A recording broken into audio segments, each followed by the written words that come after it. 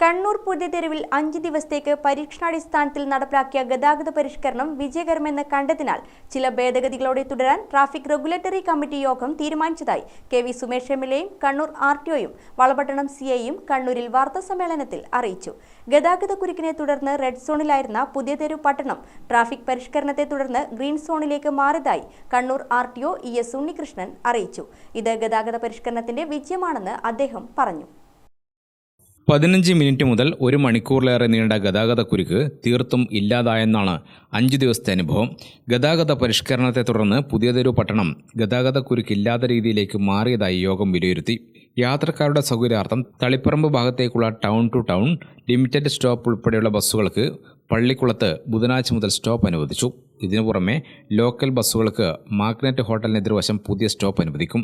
Highway junction സമീപത്തേക്ക് മാറ്റിയ പുതിയ ബസ് സ്റ്റോപ്പ് തുടരും. അവിടെ എല്ലാ ബസ്സുകൾക്കും സ്റ്റോപ്പ് അനുവദിക്കും. യു ടേൺ എടുക്കുന്നതിന് മുമ്പായി മയ്യിൽ ഭാഗത്തേക്കുള്ള ബസ്സുകളും ഇവിടെ നിർത്താൻ അനുവദിക്കുന്നതാണ്. വില്ലേജ് ഓഫീസിന് എതിർവശത്തെ പഴയ ബസ് സ്റ്റോപ്പ് KSEBയുടെ അനുമതിയോടെ ട്രാൻസ്ഫോമർ ഉൾപ്പെടെയുള്ളവ മാറ്റിസ്ഥാപിച്ച് സ്ഥിരം ബസ് ബേയാക്കി മാറ്റിസ്ഥാപിക്കാൻ യോഗം നിർദ്ദേശം നൽകി. തളിപ്പറമ്പ് അഴീക്കോട് ഭാഗത്തേക്കുള്ള ലോക്കൽ ബസ്സുകൾക്കാവും ഭാവിയിൽ ഇവിടെ സ്റ്റോപ്പ് അനുവദിക്കുക. അതുവരെയാണ് മാഗ്നറ്റ് ഹോട്ടലിന് എതിർവശം ബസ്സുകൾ നിർത്തുക. മയ്യിൽ ഭാഗത്തേക്കുള്ള ബസ് സ്റ്റോപ്പ് മാറ്റിയത് യാത്രക്കാർക്ക് ഏറെ സൗകര്യപ്രദമായി. സംസ്ഥാനത്ത് തന്നെ ഏറ്റവും വലിയ ബ്ലോക്ക് ഉണ്ടായിരുന്ന സ്ഥലമാണ് പുതിയ തെരുവെന്നും പരിഷ്കരണത്തിലൂടെ വലിയ മാറ്റം കൊണ്ടുവരാൻ സാധിച്ചുവെന്നും കെ.വി. സുമേഷ് എം.എൽ.എ പറഞ്ഞു. അപ്പോൾ ഈ 15 ദിവസം വരെയുള്ള ഒരു പ്രശ്നമുണ്ടല്ലോ, അപ്പോൾ ആ ഒരു പ്രശ്നത്തിന് ഒരു പരിഹാരം കുറച്ച് റിസ്ക് ആണ്. അതിലൊരു റിസ്ക് പരിഷ്കാരമായിട്ടാണ് CAയും നമ്മളെല്ലാവരും കാണുന്നത്. ആനന്ദഭവന് മുമ്പിൽ എന്നുവെച്ചാൽ നിലവിൽ കണ്ണൂരിലേക്ക് പോകുമ്പോൾ മാഗ്നറ്റ് ഹോട്ടലിന് മുമ്പിൽ നിർത്തുന്നുണ്ട് ബസ്. എന്നിട്ട് നേരെ ഓപ്പോസിറ്റ് ഈ വരുന്ന ഇവിടെ ഈ ബസ് വേ ആവുന്നത് വരെ ഒരു 10 ദിവസക്കാലം അവിടെ ചെറുതായിട്ട് വാഹനങ്ങൾ നിർത്തി ആളുകൾ എടുക്കും, ലോക്കൽ ബസ്സുകൾ എടുക്കും എന്ന് പറഞ്ഞാൽ അവിടെ ഒരു സ്റ്റോപ്പ് പുതിയതായി ഇവിടെ ബസ് വേ ആവുന്നത് വരെ വരും.